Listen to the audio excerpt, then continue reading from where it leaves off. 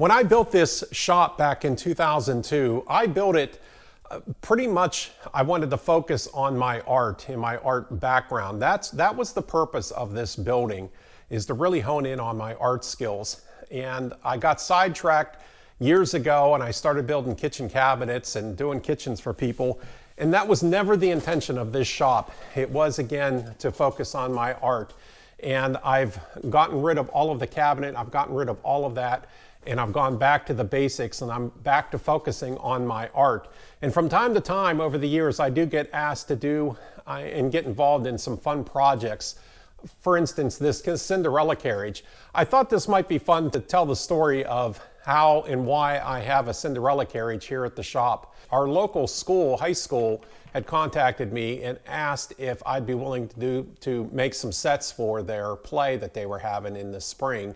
And being so busy here at the shop, I declined and I said, I just don't have time.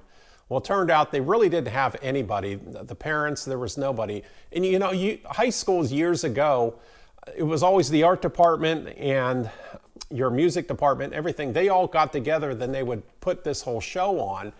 Unfortunately, that's not the case anymore. And so they were looking for somebody to help with the artwork and the sets and everything. So I stepped up and I said, yes, I can help and do something with you. They had a small budget. They had about $1,100.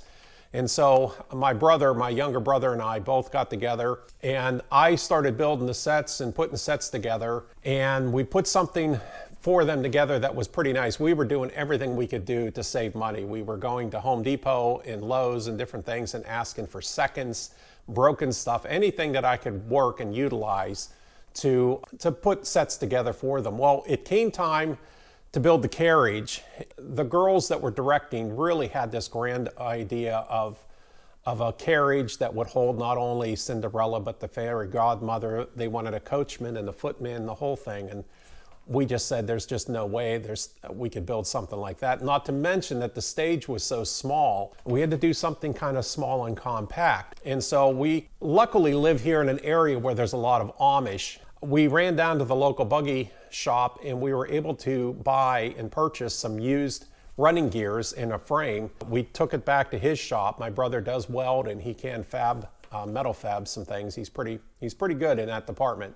So we were able to re-engineer the frame of this buggy, make it smaller, make it a little bit more compact, and then I brought it out here to the shop and I started building the framework for it. And again, we had to keep this really compact. So what I did is I took some conduit and I bent, and I actually used the rear wheels when I bent these hoops.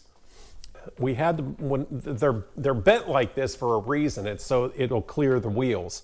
And so then again, when the front wheels turn, there's enough clearance. So that's why it's bent like this. So I used conduit, it was easy enough to bend, and I built what you see here. And when we delivered it, the kids were just over the moon with it. And this does have lights, I just don't have them on. But the kids just went crazy over it. And we were so excited for them that we gave them a really nice carriage. And we did give them a spot for a footman so they could at least have a footman on here. As you can see, it's really well built and it'll hold quite a bit of weight.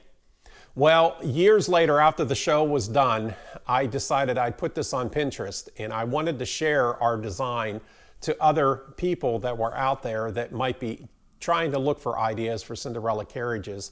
And so I happily put this on Pinterest and uploaded it. It was a few years after our play. My nieces came down and they were excited and they said, "You're never going to believe this, but your carriage is showing up on a show on TV, we'll just say." And we'll say that, I don't want to give the company name, but well, we'll say their mascot is a mouse, a rodent, so that you probably get the idea. And so there was a show on a network station and it was called Once Upon a Time. You may know of it. There's our carriage, sure enough, rolling through the enchanted forest. It was our design. It wasn't this actual carriage, but it was definitely the design. So I ended up getting in touch with an attorney and we talked about it and discussed it, and it was definitely, there was some copyright violations done.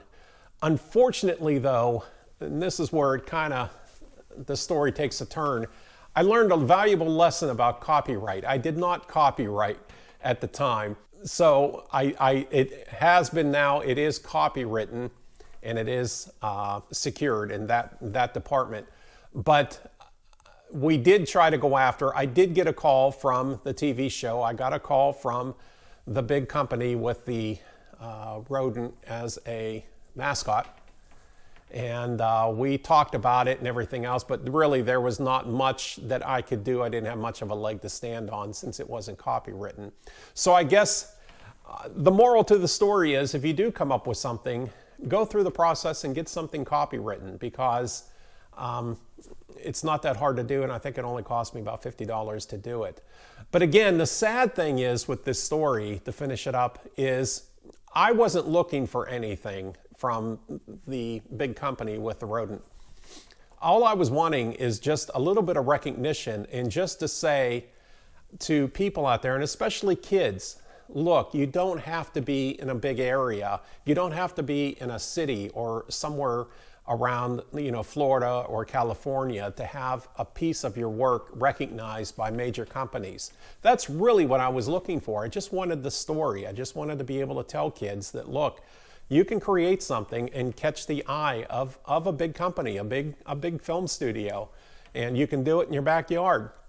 You don't have to be in these big cities or metropolitan areas. So, but that's my story, and what I do with it now is I rent it out. This carriage has been, over the last few years, it's been pretty much all over the country, and people come and they'll pick it up and use it for their play, or the reason it was just used in a ballet.